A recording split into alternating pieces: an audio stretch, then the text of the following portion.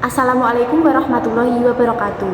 Perkenalkan, kami dari kelompok 7 Tadris IPA B semester 3 IAIN Kediri. Kami ingin mempresentasikan hasil dari observasi kami dan juga makalah yang kami buat dari mata kuliah pengembangan peserta didik dan juga teori belajar. Perkenalkan, nama saya Nadifa Salsabila Nur Azizah dengan NIM 2320803037. Perkenalkan, nama saya Priscidia Aulia dengan NIM 23208055. Dan saya Malahisa Alifi dengan NIM 23208047. Jadi kita melakukan observasi di kampus IAIN Kediri dengan dua narasumber, yaitu dosen Tadris IPA. Yang pertama ada Ibu Dr. Yulianti Yusal, MPD. Yang kedua ada Ibu Lulus Putri Aninda, MSc. Yang pertama dengan narasumber Ibu Dr. Yulianti Yusal, MPD pada tahun ajaran 2024-2025 semester ganjil. Salah satunya mengajar pada mata kuliah IPA kelas 9 untuk mahasiswa semester 3 Tadris IPA. Mata kuliah Ibu Yulianti Yusal menggunakan teori belajar yang berpusat kepada mahasiswa. Mahasiswa akan diberi LKPD lalu didiskusikan dengan kelompoknya masing-masing. Setelah diskusi tersebut akan dipresentasikan di depan kelas, sehingga teman-teman yang jawabannya berbeda dengan kelompok yang berpresentasi akan dapat menyanggah kelompok tersebut. Metode pembelajaran tersebut efektif dikarenakan selain membangun pemahaman, kita juga akan menstimulasi kemampuan komunikasi, public speaking, dan kolaboratif. Dibuktikan dengan anak-anak sudah yang banyak berkomunikasi dan berkolaborasi. Dalam metode pembelajaran tersebut terdapat kelebihan serta kekurangannya. Kelebihannya adalah anak-anak akan menjadi lebih komunikatif, public speaking yang bagus, dan menjadi kolaboratif. Sedangkan kelemahannya, pada awal-awal anak-anak akan merasa canggung terhadap metode pembelajaran yang diberikan. Tapi lama-kelamaan anak-anak akan mengikuti ritme pembelajaran tersebut sehingga akan terbiasa. Dalam pembelajaran Ibu Yulianti Yusal menggunakan media pembelajaran berupa PPT. Beliau menggunakan PPT dikarenakan dalam materi IPA kelas 9 terdapat materi-materi abstrak seperti sistem pencernaan. Sistem pencernaan tidak dapat dibayangkan saja, melainkan perlu ada gambaran bagaimanakah urutan sistem pencernaan tersebut, bagaimana cara kerja sistem pencernaan tersebut, sehingga penggunaan PowerPoint sangat mendukung dan sangat berguna bagi keberlangsungan pembelajaran. Feedback mahasiswa terhadap pembelajaran Ibu Yulianti Yusal adalah mahasiswa menjadi lebih paham dan lebih mengerti terhadap pembelajaran yang disampaikan, karena dalam pembelajarannya terdapat ilustrasi-ilustrasi bagaimana materi tersebut berjalan atau bagaimana materi tersebut disampaikan tergambar jelas, sehingga mahasiswa menjadi lebih paham dan mengerti terhadap materi yang disampaikan. Selanjutnya narasumber yang kedua yaitu Ibu Lulus Putri Aninda, MSc.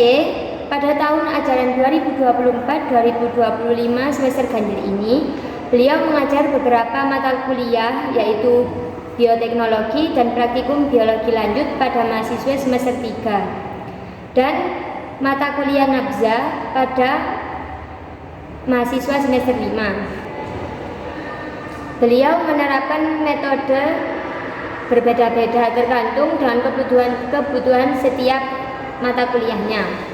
Pada teori yang dipakai, jika pada mata kuliah praktikum menggunakan metode student center, yang di situ mahasiswa akan terjun langsung dan bereksperimen, memiliki pengalaman langsung.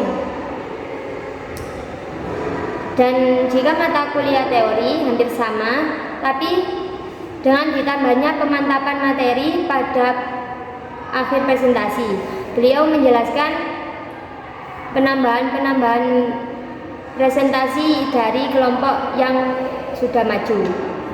Pembelajaran yang diterapkan pada Ibu Lulus ini efektif karena dengan adanya post-test dan pre-test, mahasiswa lebih fokus kepada penyampaian materi. Kelebihan dari teori yang diterapkan oleh Ibu Lulus yaitu mahasiswa dapat bereksperimen langsung dan memiliki pengalaman, sehingga mahasiswa dapat memahami pembelajaran yang sudah dijelaskan. Kekurangannya yaitu mahasiswa seringkali asik sendiri, tidak mendengarkan penjelasan, sehingga terjadi miskom antar mahasiswa sendiri. Media pembelajaran yang dipakai ibu lulus yaitu menggunakan media PPT, di mana terdapat gambar visual yang dapat memudahkan mahasiswa untuk memahami dan mengerti pembelajaran tersebut. Interaksi yang terjadi antar mahasiswa dengan media pembelajaran yang digunakan ibu lulus adalah mahasiswa lebih prepare untuk menghadapi pre-test dan post-test yang akan diadakan setiap akhir mata kuliah. Karena Bu Lulus seringkali menggunakan PPT yang berbackground putih, polos, sehingga mahasiswa dapat fokus dan lebih mudah memahaminya.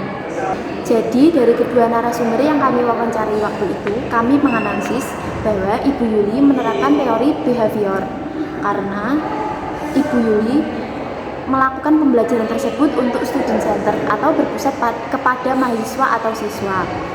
Yang kedua, Ibu Yuli juga menerapkan teori kognitif, yaitu memberikan siswa suatu studi kasus atau penyelesaian yang diselesaikan dalam kelompok. Ibu Lulus menerapkan beberapa teori karena Ibu Lulus juga mengajar beberapa kelas dengan mata kuliah yang berbeda sesuai dengan kebutuhannya. Yang pertama ada praktikum biologi lanjut. Karena yang bersifat praktikum, maka Bu Lulus menerapkan metode belajar kinestetik dengan teori belajar yaitu behavior karena berpusat pada student center. Karena mahasiswa melakukan eksperimen sendiri.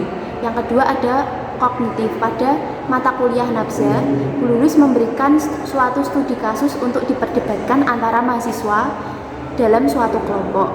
Yang ketiga ada teori sosial, yaitu ketika praktikum juga Bu Lulus memberikan suatu contoh lalu mahasiswa menirukannya atau melakukannya sesuai apa yang dicontohkan dengan Bu Lulus. Jadi observasi yang kami lakukan pada kedua narasumber yaitu dosen Tadris IPA IAIN Kediri, kami menarik kesimpulan bahwa setiap guru atau setiap pengajar menggunakan teori dan juga metode yang berbeda-beda tergantung dengan kebutuhan mata kuliah yang sedang diampu oleh beliau.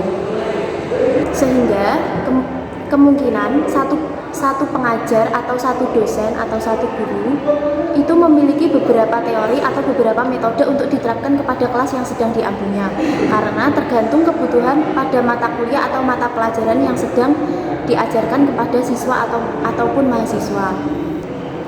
Dan juga media pembelajaran yang digunakan juga bermacam-macam sesuai dengan kebutuhannya. Jadi dari beberapa teori yang diterapkan oleh beberapa dosen tadi seperti behavior, sosial, kognitif, konstruktivisme, dan yang lainnya itu pasti memiliki kelebihan dan kekurangan masing-masing sesuai dengan mahasiswanya sendiri, mahasiswa atau peserta didik dan juga pendidiknya. Jadi saran dari kami untuk para pengajar di luar sana, jangan lupa memberikan ice breaking untuk mahasiswa ataupun siswa yang sedang diajar, karena mahasiswa itu mudah bosan. Tergantung juga dengan metode ataupun teori yang sedang diajarkan para pendidik. Dan mahasiswa maupun siswa sangat memerlukan apresiasi atau reward dari pendidik dan juga punishment untuk siswa ataupun mahasiswa yang melanggar. Sekian presentasi hasil observasi dan makalah yang sudah kami lakukan. Bila ada kurangnya kami mohon maaf sebesar-besarnya. Semoga ini bisa menjadi pelajaran bagi kita semua dan orang-orang di luar sana. Wassalamualaikum warahmatullahi wabarakatuh.